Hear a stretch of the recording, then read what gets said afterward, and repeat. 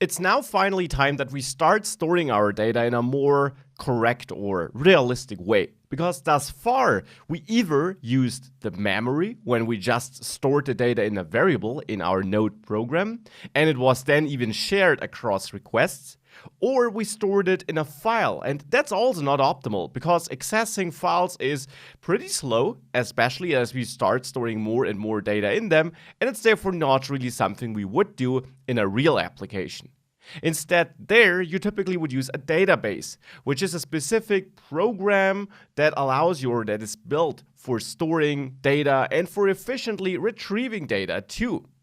Therefore, in this module, we'll have a look at the different kinds of databases, or two important different kinds of databases, SQL and NoSQL databases, and I will compare them, highlight the differences, and we will actually see examples for both in the course. And we'll start with SQL also in this module. So NoSQL will also follow in a separate module, but let me first of all show you how you would use a SQL-based database together with your Node.js application. This is what we'll cover, and that will actually be a lot. So let's dive right into it and let's learn what the different kinds of databases are and whether SQL or NoSQL could be the right choice for your application. So SQL or NoSQL? That is the question. And to answer that question, we first of all have to understand the differences, or what SQL and NoSQL databases are, how they differ regarding how we store the data and so on. Our goal always is to store data and make it easily available or accessible so that we have an easy way of accessing our data, and not just easy from a code perspective, but of course efficient. It should be fast. That is why we use a database. It's simply quicker than accessing a file, especially as the data in there grows. It also helps us with things like we don't have to read the entire file to just find one piece of information. Now, as I mentioned, we can opt for a SQL-based database. MySQL would be an example database engine that you can use, or a NoSQL database. And there, MongoDB is one of the most prominent and well-known alternatives. So what is SQL? How does it work then? A SQL database thinks in so-called tables. So we might have a users, a products, and let's say an orders table. And in each table, you have so-called fields or columns. For example, a user could be defined by having an ID, an email, a name, and a product could have an ID, title, price, and a description. Now, we fill in data for these fields, so-called records. So basically, the rows in our tables. For example, here we get a couple of users with their data, and we get a couple of products too. SQL-based databases also have one important thing. They allow you to relate different tables. For example, an order could simply be described as a connection of a user and a product, right? Because a user might order a couple of different products, and a product might be ordered by a couple of different users. So basically, we have such relations in SQL-based databases. Here, we can see one example relation. This is one of the core things about SQL. And in general, the core SQL database characteristics are that we have a strong data schema, so that for each table, we clearly define how the data in there should look like. So which fields do we have? Which type of data does each field store? Is it a number? Is it string? Is it a text? Is it a Boolean? So that we have this strongly or strictly defined schema, and all data in a table has to fit the schema for this table. This is really important. So this schema, this definition of how the data has to look like, is one core thing in a SQL database. We also have relations between our data. That is another core characteristic of SQL-based databases. We relate our different tables with basically three important kinds of relations: one-to-one, one-to-many, or many-to-many. This simply means that we can have two tables where each record fits one other record. A record might fit multiple other records, or multiple records in table A can fit multiple records in table B. And you'll see this in practice and in code in this module. So tables are connected. That's another important thing. Now, SQL simply stands for Structured Query Language. So queries are a crucial thing. Queries are simply commands we use to interact with the database. And in SQL, a query looks something like this. Of course, there are different commands. This would be a command that selects all users, so all entries, all records in the users table, where the age is greater than 28. So this is a so-called query.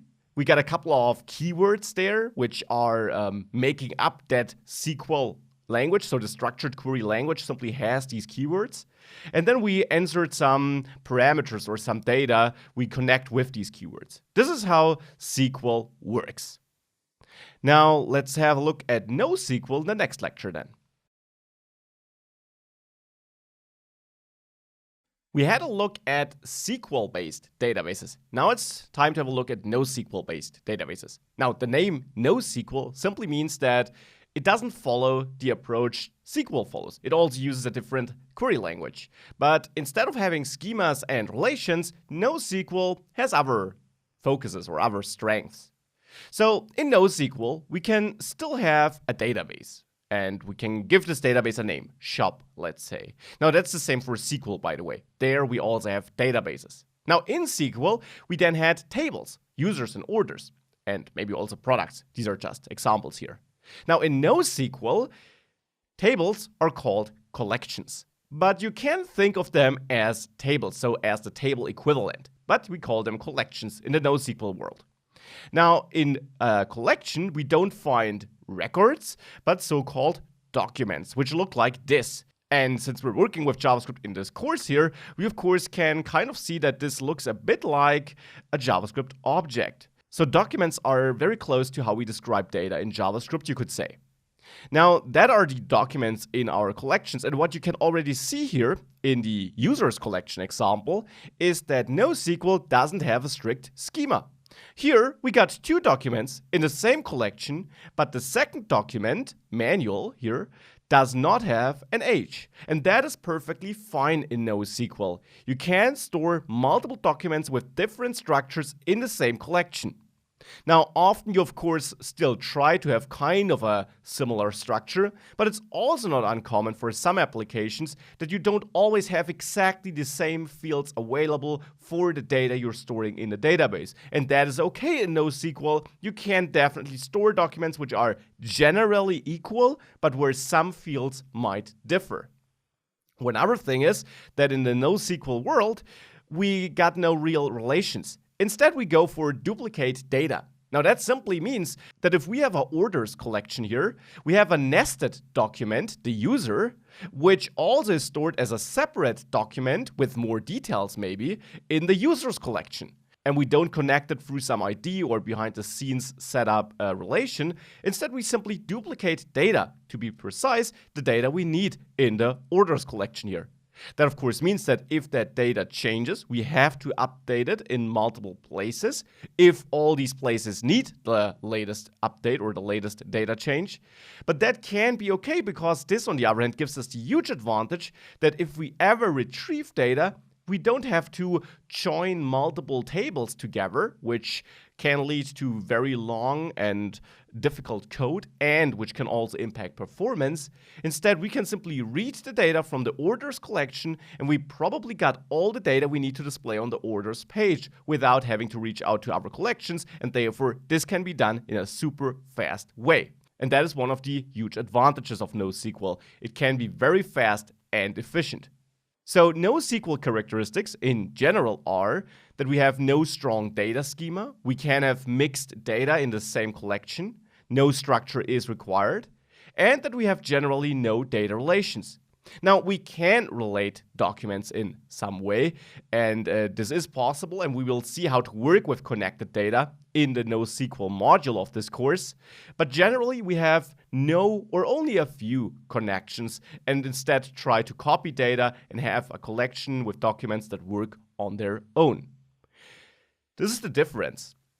We also got a difference between SQL and NoSQL regarding our scalability. So as our application grows and we need to store more and more data and access that data or work with it more frequently, we might need to scale our database servers.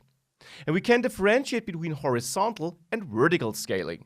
We'll have a look at this and in general how the two worlds, SQL and NoSQL, compare in the next lecture.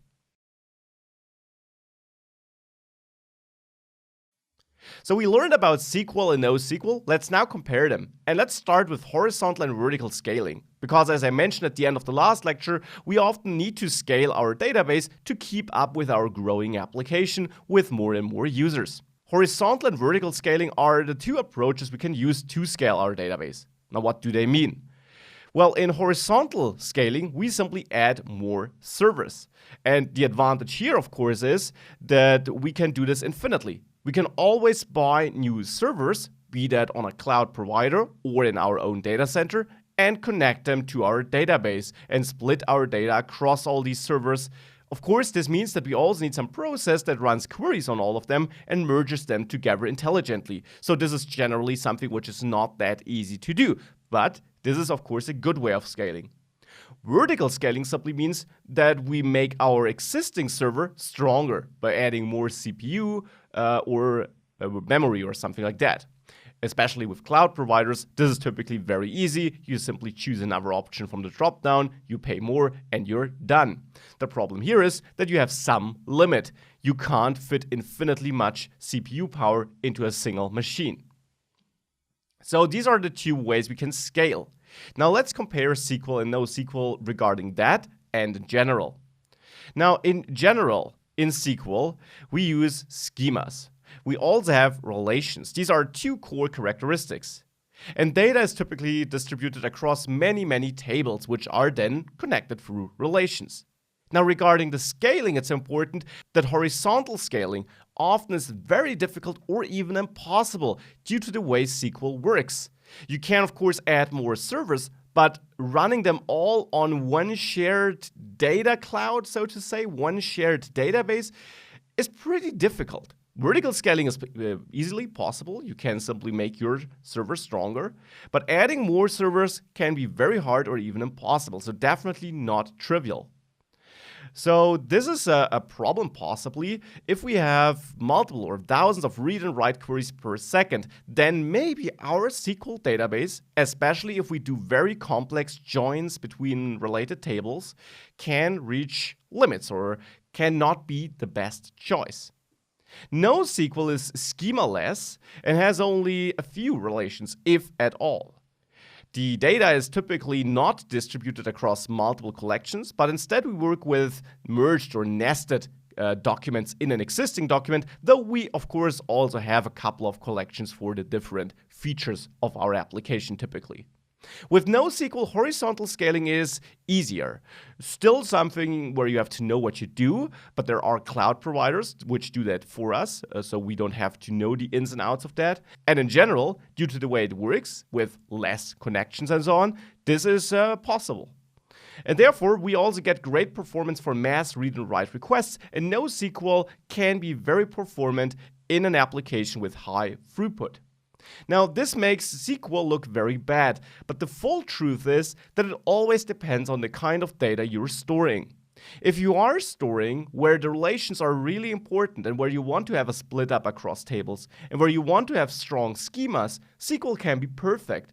Also, not every part of your data is accessed multiple times per second. You can have parts of your application where you manage general data, let's say user data, which does not change that often, and therefore SQL might be very good there. Other parts of the application, let's say orders or shopping carts that do change frequently, could be stored with NoSQL. And there, the relations might also not be that important because you can always put all the information that belongs to a shopping cart or to an order in one single document. And even if you do, for example, store some user data there, you might not need to touch that document just because the user changed his photo, because you probably didn't store that along with the order anyways. Now, in this course, we will build both. We will use both because I want to teach you both. And it's not so much about this course application, but you should know how to use SQL with Node.js, because maybe you need that in your application, or you're working on a project where you don't decide which database to use, but you simply have to use it. So we will use SQL first, but then I will also show you how to use NoSQL with MongoDB. So we will basically implement the course project or the current state of the course project with both databases, and you will see how to interact with both of them. And let's start with SQL in this module. Let's install a MySQL database and learn how to interact with it from inside our Node.js code. Now, to work with SQL, we need a SQL-based database. And I'll go for MySQL because you can install and use that for free, at least in the basic version, which does suffice for this course. You can visit mysql.com to download and install it. And there, simply click on Downloads and scroll down. We don't need the Enterprise Edition here. Instead, we'll go for the Community Edition, which is the free one. Click on Downloads there too. And now what we will need is the MySQL Community Server, and we'll also need the Workbench. Now, you can also download a combined installer. Especially here for Windows, you should choose the MySQL on Windows installer and tools, which allows you to set up everything in one go. But you can also click on MySQL Community Server here simply, and this should give you a download which allows you to install all these things in one go anyways. So let's choose the MySQL Community Server here. Always dive into the installation instructions in case you're facing any problems on your system. And then if you scroll down, select your operating system here, the one you plan on using. So for Windows, you can then also download this general installer, which allows you to pick the programs you need. For Mac OS, we simply can go for this first download, the DMG archive. And once you click there, you don't have to log in. You can simply choose no thanks, just start my download to, well, start the download. Now, this can take a while because it's quite a big file. On Windows, you have the choice between downloading a web-based installer, which is smaller but downloads what you need during the installation, or a complete installer, which downloads everything in advance. Once your download is done, simply execute the downloaded file, so the Windows installer or this Mac DMG archive. Here I'm asked to continue through the installation wizard, and I will do that. Agree to the license, leave the default installation path. Click on Customize here, though, to choose what to install and make sure that you do install the MySQL server here. If you're running this installer on Windows, you should have a different installer where you can choose to install the MySQL server, but then also in one go install the MySQL Workbench. So make sure you select both for installation and click Install here. And now on both operating systems, this should install it. Now, once the installation is done, a configuration process should start automatically. There, you should make sure that during this configuration process, you do choose the legacy password encryption, which sounds insecure, but which is perfectly fine, and the newer version simply is not supported by the Node SQL package we're using yet. So choose the legacy password encryption and choose Next. You also have to choose a password for your root user. And you can also leave Start MySQL Server once installation is complete checked, or check it if it is unchecked, and click Finish. On Windows, simply leave all the other settings as they are and click through them. And by the end, it should be done, and it should then also start a MySQL server for you with the setup you chose here in the configuration steps. Now, once installation is complete on Windows, if you also installed the MySQL Workbench, you're done. On Mac or Linux, you're not done yet. Instead, you should go back to a previous page where you chose MySQL Community Server, and there also install the MySQL Workbench. The Workbench basically is a client, a visual client we can use to connect to our database to inspect it and play around with it outside of our Node application, which simply makes debugging and developing a bit easier. So choose the MySQL workbench here. And there you also can choose your operating system. Now again, on Windows, if you used that general installer, you already have it. Download that file here.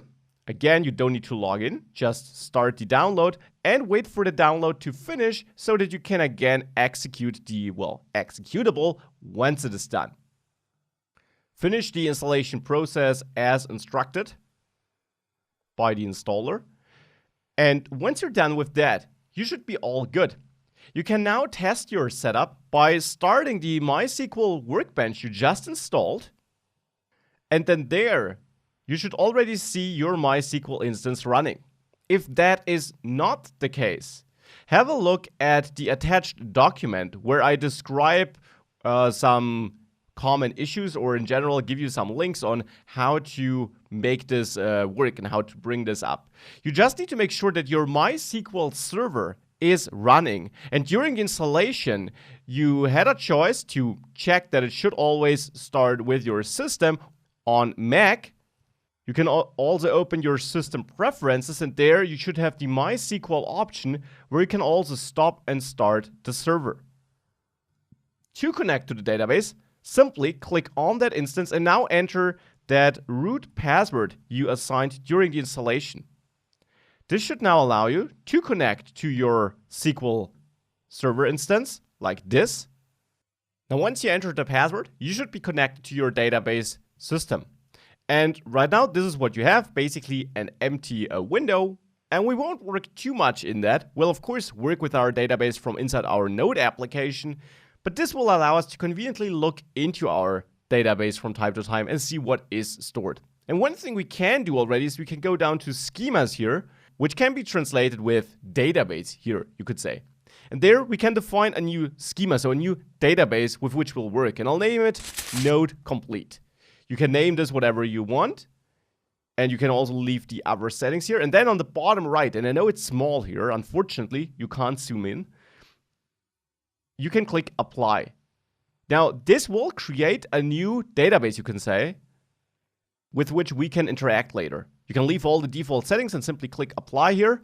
And now you should see that Node Complete thing, which has a couple of tables, or none right now, but where you can then later connect to and store your data in the tables that will be created here. So with that, we can continue and we can now move on with our code and start interacting with MySQL from inside our Node application.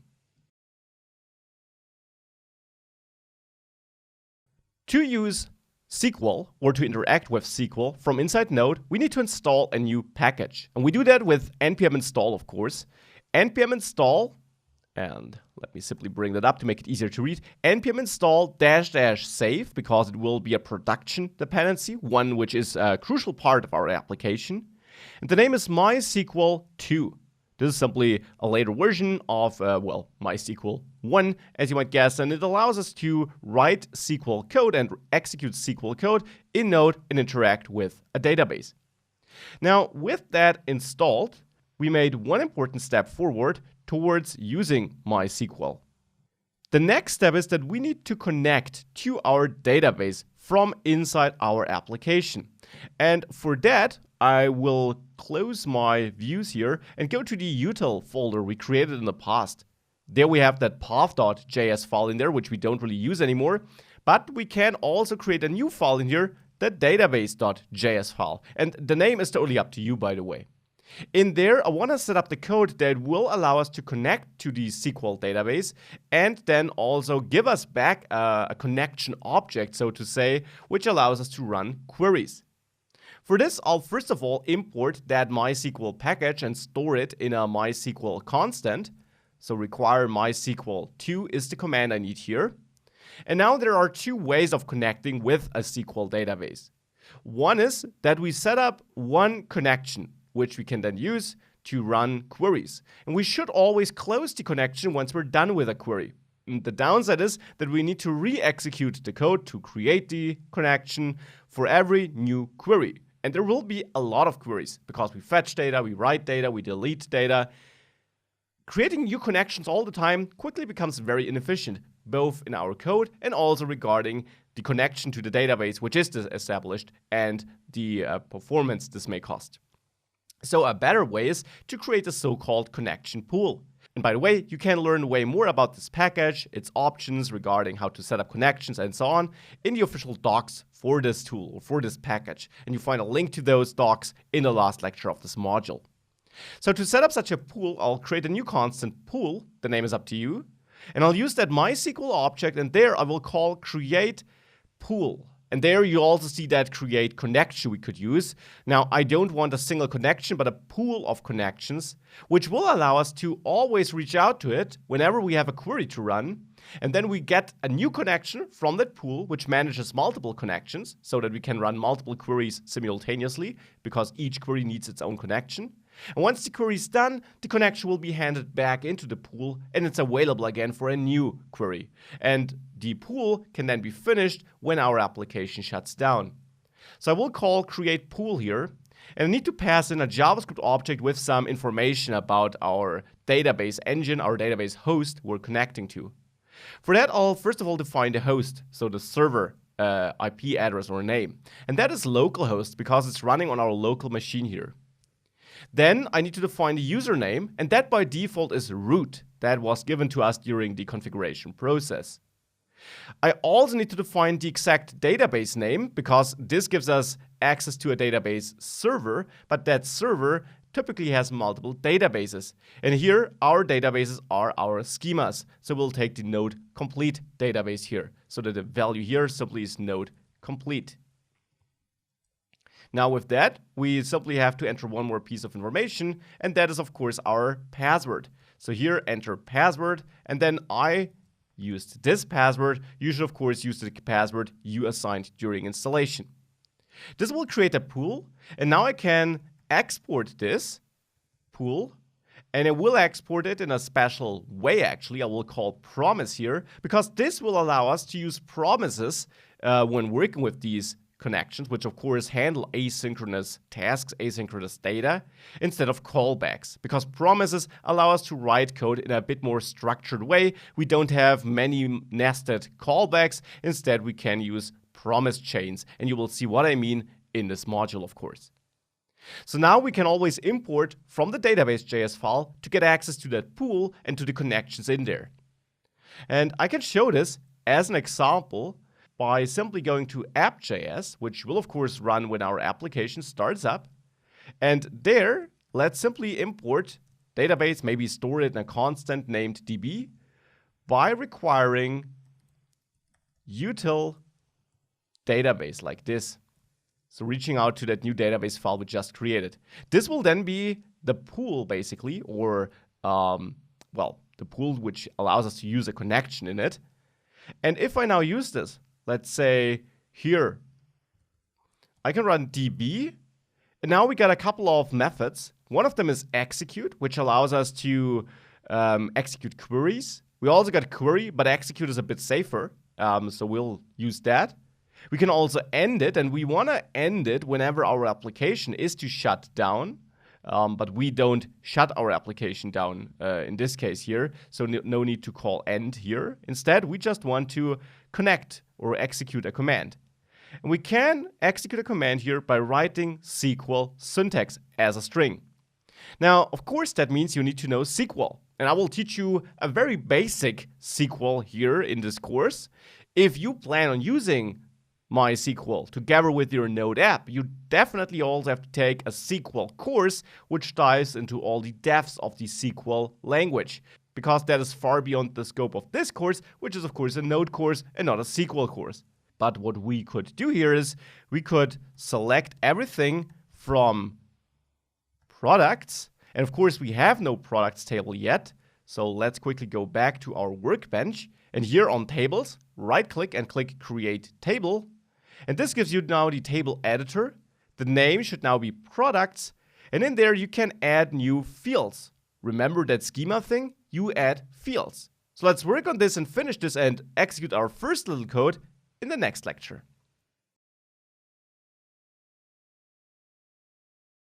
So let's finish that setup of the products table, which I need for my first little demo code.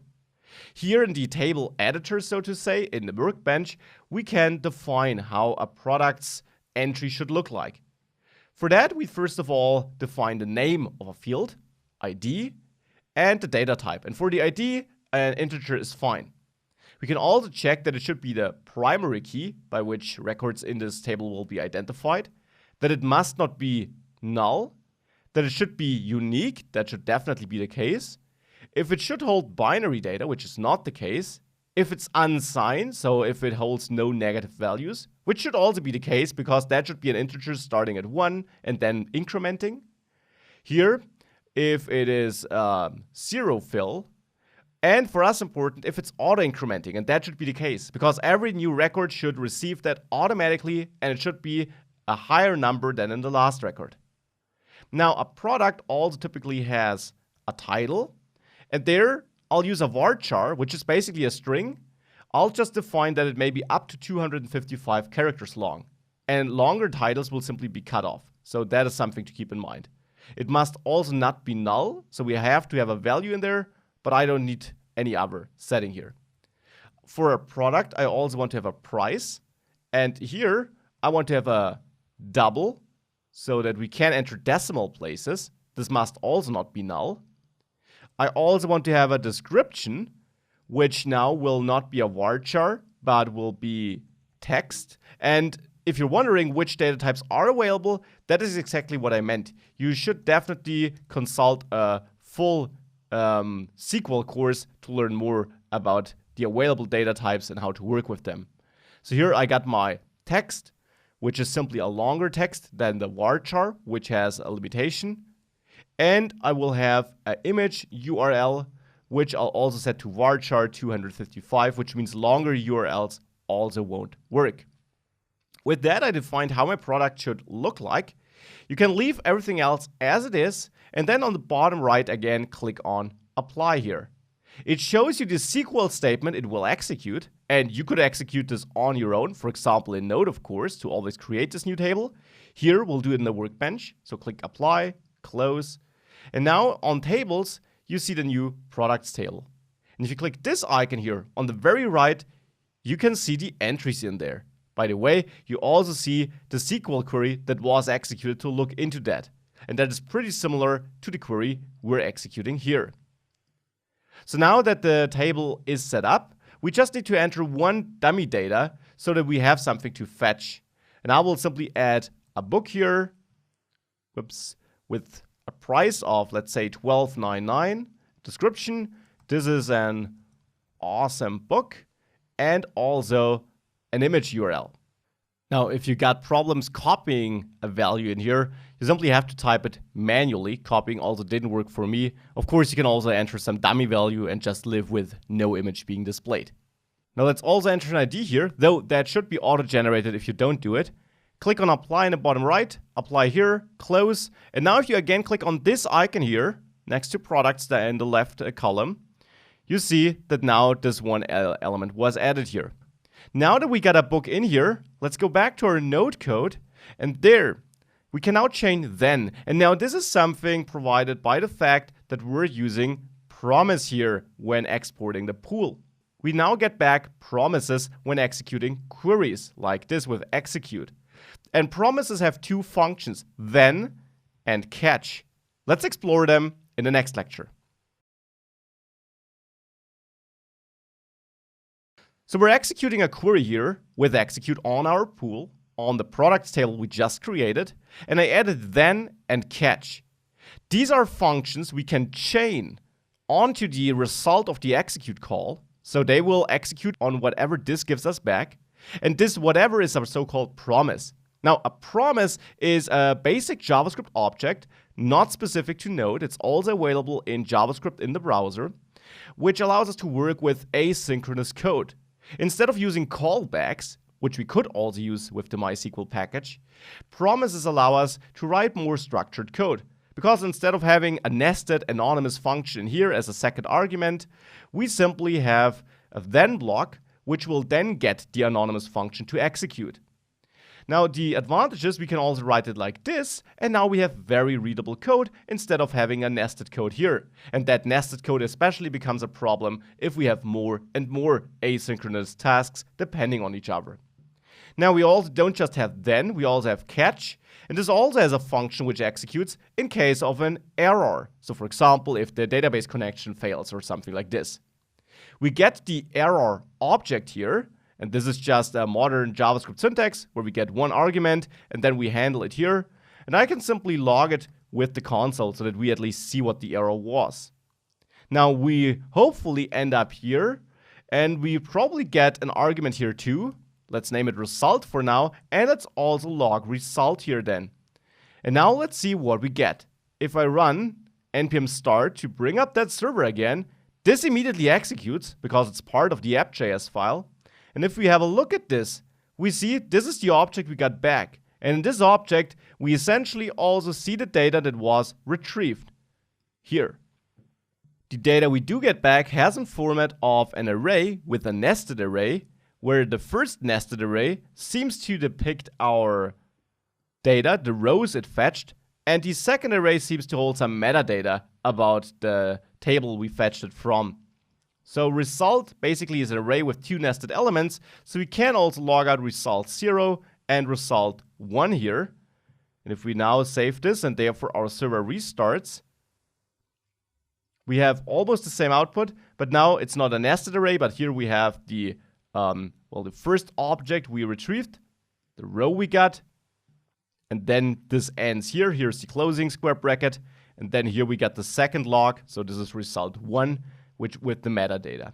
This is what we get back, and this should allow us to work with our data. Now, obviously, we don't just want to work with dummy data, but let's now see how we can adjust our models to interact with our database instead of local files.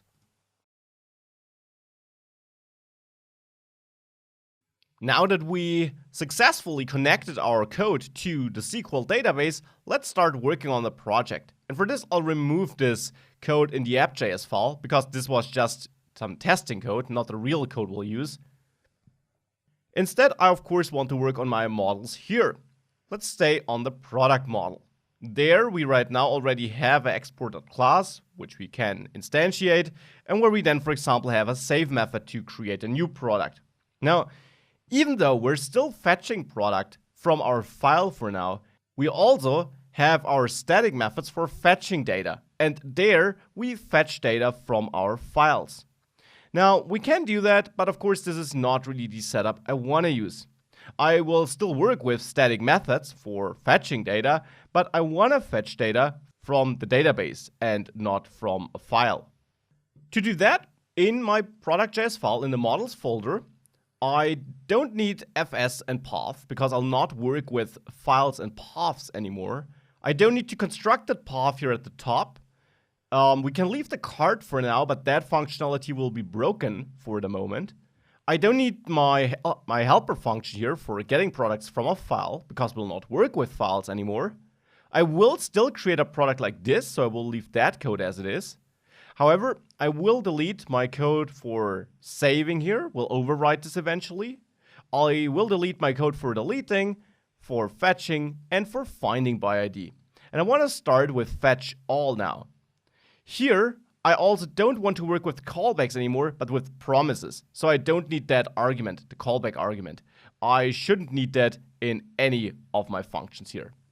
So fetch all should now reach out to the database. And what do we need to do that? Well, we need to get access to the database.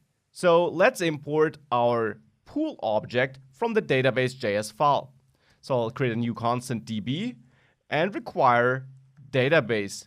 Whoops, not database, but we'll go up one level into util and there, database.js without JS. So now we get access to the pool. And now in fetch all, we can execute a query. And now, which query do we need to execute here? Definitely feel free to pause the video and write it on your own if you already know it. Well, here we want to fetch all products, so it's the exact same query we ran before. Select everything. The star stands for everything. We could also select just the ID and title with this syntax, but I want to select everything, all fields. from products. Now, as a side note, you could write select and from in lowercase too, but I like to keep these keywords uppercase to indicate what is core SQL syntax and what are our dynamic values. So we select everything from products here, and now as I said, this returns a promise. Now we could add then and catch here, but actually I'm interested in the returned value in the place where I'm calling fetch all. So I will simply return the entire promise that execute returns so that we can use it somewhere else. So now we can go to the place where we do call fetch all, and that is in the shop.js file in the controllers folder. There, for example, when we get the index page, we do call fetch all, but right now we still pass in a function that previously was the callback. Now we got no callback anymore, so let's take out that render code, we'll need that later, and remove that anonymous function. Instead, fetch all will now return a promise, so we can add then and catch. You don't have to add both, but you typically also want to have some error handling mechanism, though we'll learn about a better one in the future, so later in this course. So here I will again simply log my error and not do anything else with it. But in then, you remember we got this nested array. Now we can use some next-gen syntax with a feature called destructuring, where I can already pull out information of the value I'm receiving as an argument here in my argument list. So here's my anonymous function, which will be executed once we get data. And instead of using result or anything like that, which is a nested array, I can use the syntax here where I pull out my rows and my field data. You can name this however you want. And this will simply be the first element of the nested array, which would be our argument data. And that will be the second element. And now we can use these two variables, which simply hold these two nested arrays. And therefore I can console log them, but I don't need to log them. I instead want to render my page inside of this anonymous function. So once we got that data, and rows should be my products, because my rows here are the entries in the products table, and therefore these should be my products. If we now save that, and we go back to our running application in the server on localhost 3000, we should indeed see the book here, and also have no errors on our console. Now we see that book because our data is retrieved from the database. And therefore, if we were to go to that database and we, for example, add an exclamation mark here in the title and then click apply, you always need to do that. Apply, close. If I reload my page here, it has no exclamation mark right now, but now it has. So this is really coming from the database. Now, here's your little mini task.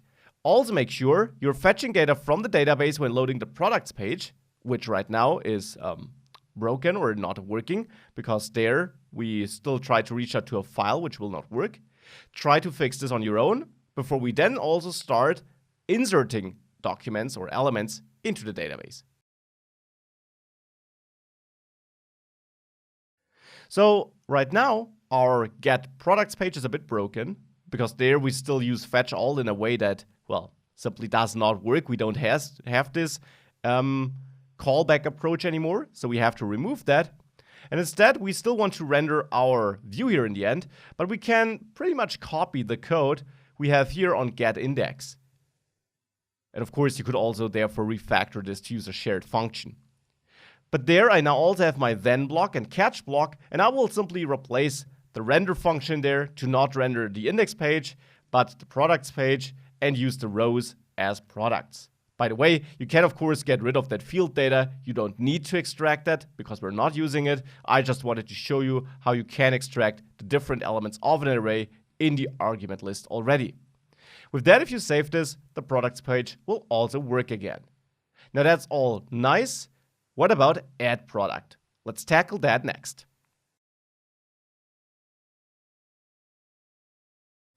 Adding products is also very simple. We got our admin.js controller where we do interact with the product in the way of creating it. Here, post add product. We create a new product and call save. And I essentially want to leave that code as it is with one tiny change. So first of all, we have to go to the product.js file in the models folder. And there, the save method is not doing anything at the moment. Now what it should do is, it should reach out to the database and save the data there. So again, I'll use my DB constant, the one up here, which gives me access to my database pool, to my connection pool. And I'll call execute to execute a query. Now with SQL, we saw select for getting data. For inserting data, there is the insert into command. And there we then define the table where we want to insert something. And I'll use the products table here, followed by brackets where we list the different fields we want to insert value into. So we have the title, the price, the image URL, and the description. And important, you need to make sure that the fields you define here match the field names you defined in your table in the database. You don't need to specify the ID because that should be generated automatically by the database engine. Now we're not done. This only defines where do we want to insert something. The what is missing. We now need the values keyword followed by brackets with the values. Now to safely insert values and not face the issue of SQL injection, which is an attack pattern where users can insert special data into your input fields in your web page that runs as SQL queries, we should use an approach where we just use question marks, one for each of the fields we insert data into, separated with commas. And then there's a second argument we pass to execute with the values that will be injected instead of these question marks. So the order of the elements we add here to this array is the order of arguments here. And we don't do this on our own because this MySQL package we're using here will then safely escape our input values to basically parse it for hidden SQL commands and remove them. So now this is an extra security layer. And here I want to insert this title because the first question mark will be inserted as a value for title. So the first element here should be the title. Second one will be the price. So here we should have this price followed by this image URL and this description. This allows me to insert elements there. And again, I will simply return the promise that execute yields. That allows us to go back to the admin.js file, to the controller, and on save, I can then add then and catch again. In catch, I'll just log the error, but in then, I don't care so much about the result. I just want to make sure that I only redirect inside this function. So only redirect once the insert completed. Now with that, we can save all our files. And if we now try to insert a second product with some dummy URL, which of course will not work, $9.99, and some description, and we click add product here, we are redirected, and this is looking pretty good. And if we have a look at our database and click that refresh button here, we see our entry, so our new entry with an auto-generated ID. So this is working. We now are able to also insert data into our database. Now, as a next step, let's make sure we can click the details icon here and therefore retrieve data for a single document or a single entry in our database. We're able to save a new product and fetch all products. Let's now find a single product by ID. This also is not that difficult. We can again use our DB pool, execute a query, and the query we want to execute here is select everything from products, and everything here means not all rows, but simply all fields. But now we can restrict the number of rows with a where condition, and where is another SQL keyword. So there we can execute where products ID equals one equal sign only, not multiple ones as in JavaScript, where the ID is equal to question mark, simply to let MySQL inject the value again, the ID we're getting as an argument here. Now let's return this promise here, and this is our statement for fetching a single product. with all the columns though, so with all the data. Now we can go back to shop.js, and there, where we do fetch a single product and get product, well, there we still use find by ID for a given product ID, but of course, no nested function here. That didn't change, so let's strip that out of there. Simply call find by ID like this, and instead add then and catch.